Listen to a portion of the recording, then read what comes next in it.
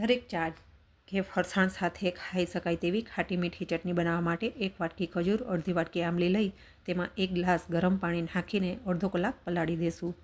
આ ચટણીને લાજવાબ બનાવવા માટે ધીમા તાપે એક કડાઈમાં આખા ધાણા અને જીરું બંને 1 ચમચી લઈને થોડા શેકી લેશું। શેક્યા બાદ ઠંડુ પડે એટલે દરદરા વાટી લેવાના છે। અડધા કલાક બાદ ચટણીને બ્લેન્ડ કરી દેશું અથવા મિક્સરમાં સ્મૂથ બેટર બનાવીને ગાળી લેશું। ત્યારબાદ ચટણીને ધીમા તાપે મૂકીને ચટણીમાં 3 ચમચી ગોળ, અડધી ચમચી સૂંઠ પાવડર, અડધી ચમચી સંચળ, 1 ચમચી ધાણા જીરું, 1 ચમચી લાલ મરચું પાવડર, 1/4 ચમચી મરી પાવડર, સ્વાદ પ્રમાણે મીઠું, 1 થી 1.5 વાટકી પાણી ઉમેરીને વાટેલો મસાલો પણ છેલ્લે આપણે ઉમેરી દેવાનો છે। આ બધો મસાલો એડ કર્યા પછી ટોટલ ધીમા તાપે 20 મિનિટ સુધી આ ચટણીને આ રીતે ઉકળવા દેવાની છે।